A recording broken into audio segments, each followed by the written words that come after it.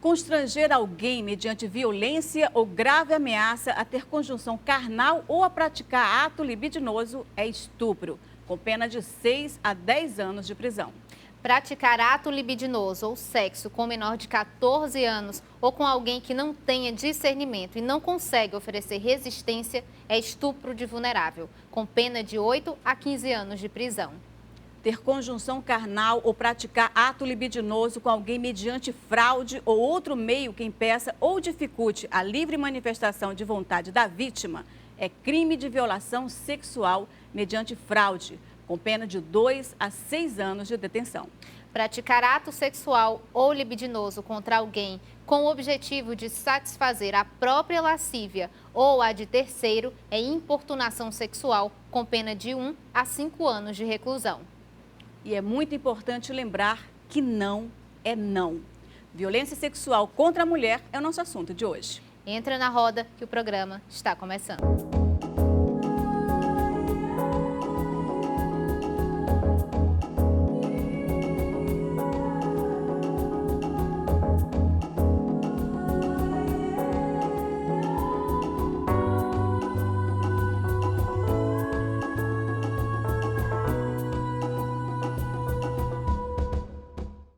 Olá, sejam bem-vindos e bem-vindas. Estamos começando mais um Roda de Mulheres. E no programa de hoje vamos falar sobre estupro, um dos crimes mais violentos contra a mulher e, por isso, considerado crime hediondo.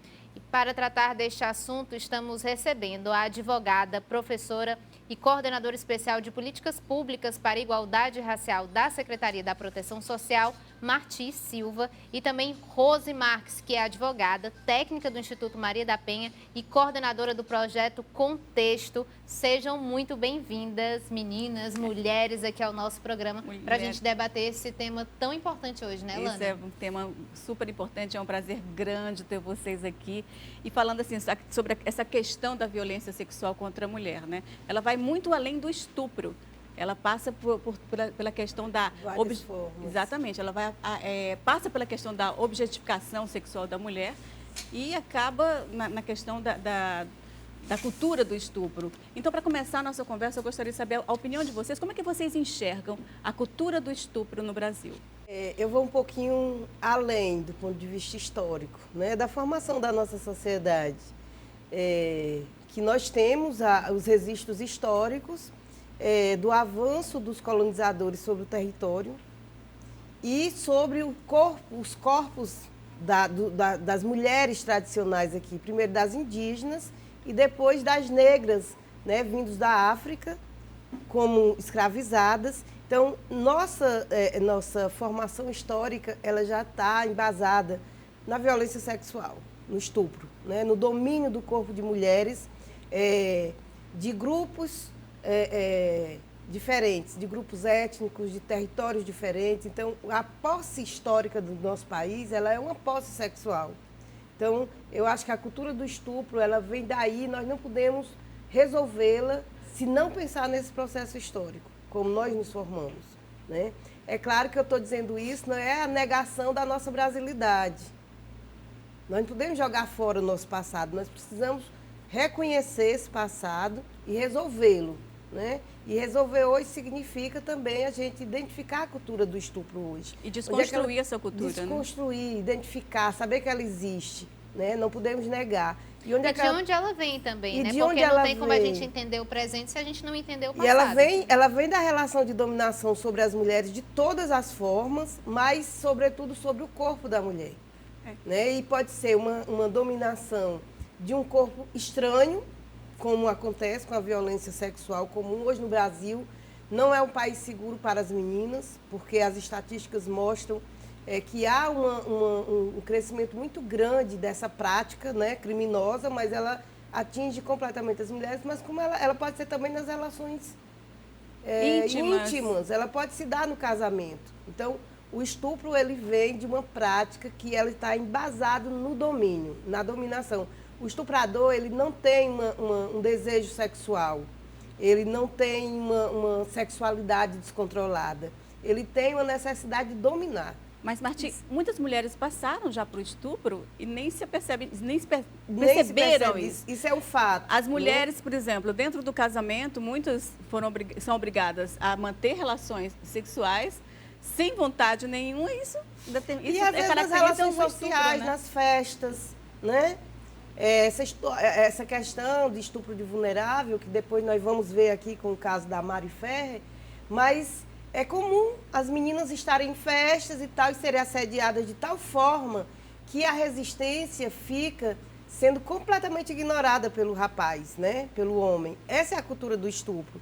E foi tão naturalizado que, inclusive, eu tenho lembrança de filmes, de novelas, que isso era naturalizado, inclusive na tela, né? Por exemplo, você via novelas e que tinha situações em que e isso, inclusive, era visto não só como estupro ou violência, mas era visto como uma fantasia sexual. Né? Mas essa questão da mídia, ela é muito importante nessa disseminação da cultura do estupro, né? Porque ela passa essas imagens que, para nós, acaba naturalizando, mas que alimenta muito essa cultura do estupro, né? Alimenta, e outra coisa, ela ameniza para o homem, né? Porque também faz parte da cultura do estupro a responsabilização da mulher, da vítima. Onde ela estava, o horário, com que se roupa. estava só, com que roupa, né? Então, essa cultura, ela tem... o que ela traz de mais grave a naturalização dessa violência, porque é uma violência grave. A violência contra a mulher, ela é classificada em várias formas de violência, mas essa daí, ela só não é mais grave do que o feminicídio, né, que elimina a vida. E, ao mesmo tempo, ela não só naturaliza, como ela, vamos dizer o seguinte, retira a responsabilidade. Ela dá um caráter não criminoso, né? Como se fosse uma prática social, faz parte das relações. Então, quando a gente diz que existe possibilidade de estupro no casamento, é um fato. Mas também existem outras formas de assédio, de estupro, que não é aquela violência que o homem aborda a mulher na rua com um revólver, arrasta para um beco escuro e faz o ato sexual. É isso que eu estou dizendo. A cultura do estupro não está só nas pessoas, né? Nas relações sociais que nós estabelecemos. Ela está nas instituições, as nossas instituições, o sistema de justiça, né? E dentro dele o Poder Judiciário, né? O Ministério Público, as instituições, elas foram constituídas como a nossa sociedade foi, baseadas no estupro colonial, né? Como disse Eli Carneiro.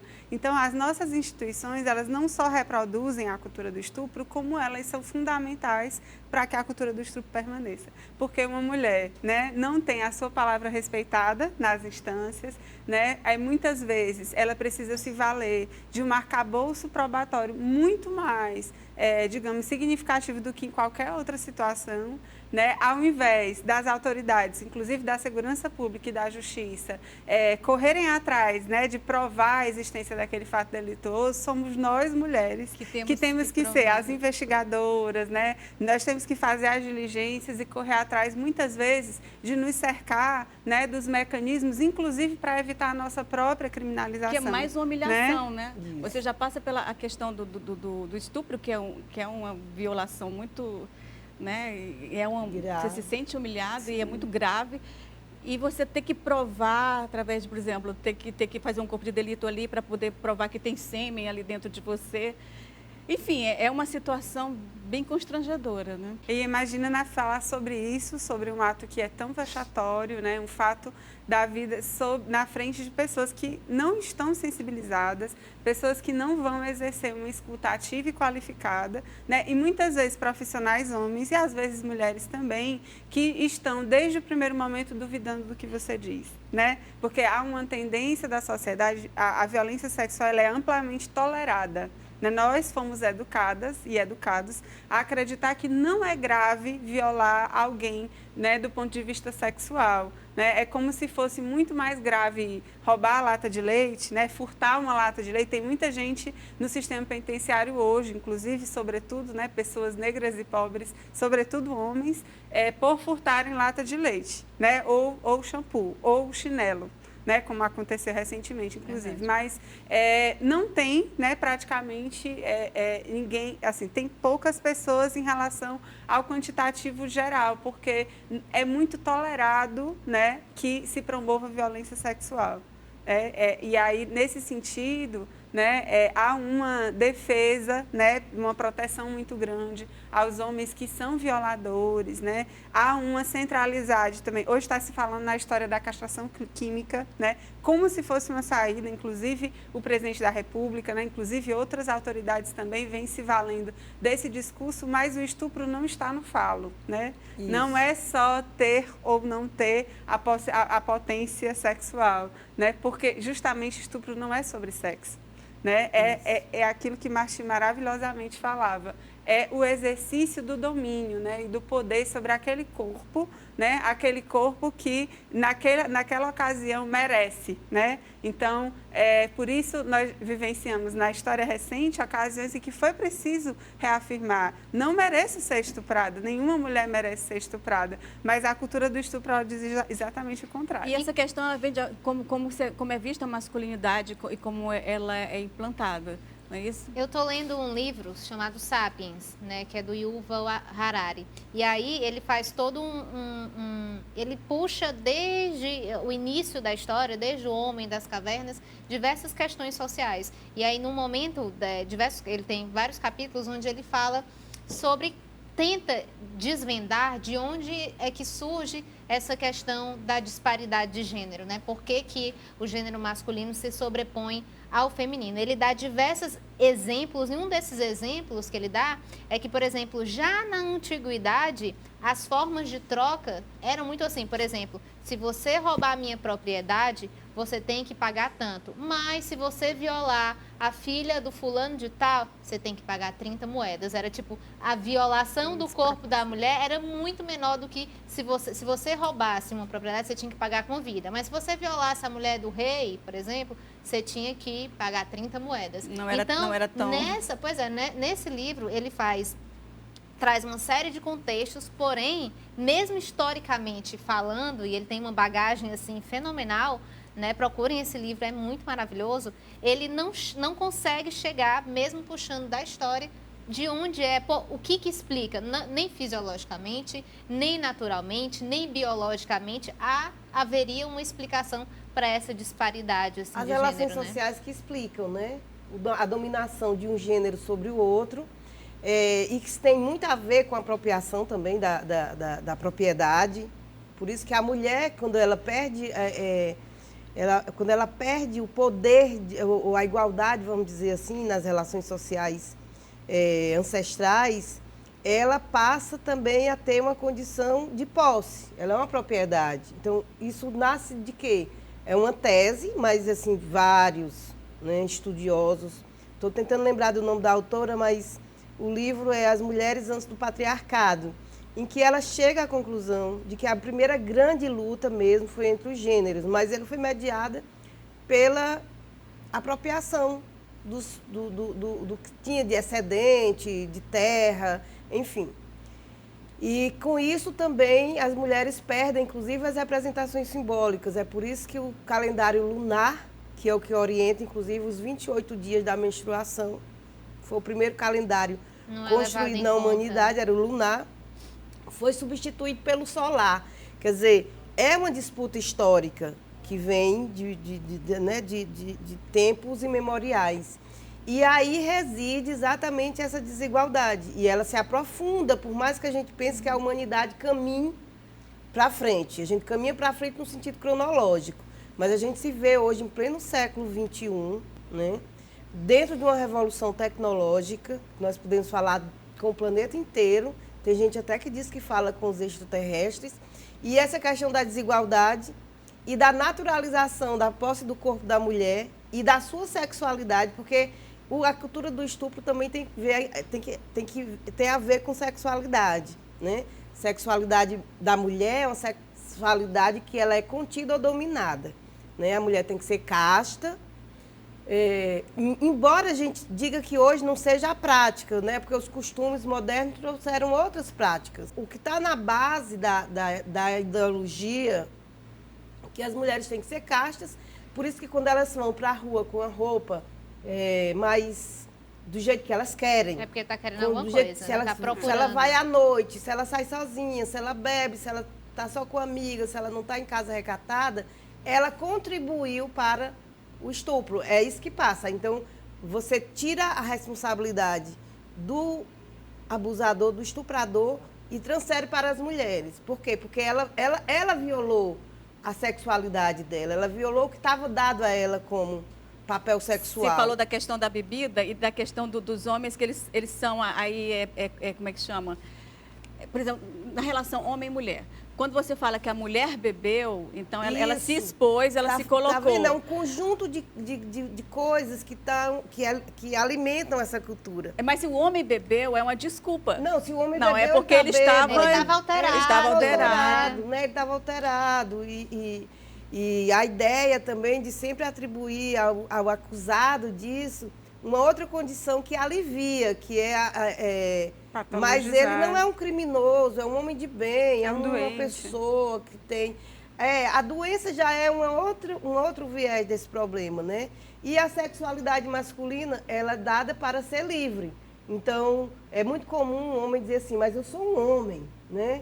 Eu não posso me conter. Eu não posso me conter, eu não posso dispensar uma oportunidade. Natureza, né? Eu não posso dispensar uma oportunidade sexual, faz parte da minha natureza. Não, faz parte de uma formação de uma cultura social, de uma cultura, né? Que pode ser modificada. E a questão da educação, e eu acho essa que é muito cultura, importante. ela está nos martirizando como mulheres, né? Sim. Ela nos martiriza como mulheres. Inclusive... E do ponto de vista de raça, não preciso nem dizer, né? Que as mulheres indígenas e as mulheres negras têm essa marca, e até hoje tem a ideia da sexualidade mediada pela raça. As negras, elas são, né, para a lascívia, elas são para o ato mais liberado. Foi a de Priori, inclusive, que ela achou um texto, né, onde dizia que a mulher branca era para casar. A mulher branca para casar, a negra para fornicar. É um trecho do livro do Gilberto Freire, Casa Grande a negra para fornicar. A mulher branca era para casar, a mulata era para... A índia para trabalhar. E a mulher negra era para trabalhar, se eu não me engano. Era algo assim. Não mudou muito, né? Não mudou muito. Eu digo assim, nós passamos pela revolução tecnológica, nós estamos aqui, outros hábitos, né, práticas. A vida urbana nos dá a possibilidade da gente se sentir numa vida, vamos dizer assim, com práticas supostamente liberais, né? Livres, liberais não, mas livres. E, na verdade, o que está mediando a cabeça das pessoas ainda é o século XIX. E ainda existe, na questão do estupro, quando a mulher sofre estupro, não é, Camilinha? Ela tem uma dificuldade, inclusive, de denunciar. Mas isso a gente vai continuar já no próximo bloco. É isso aí.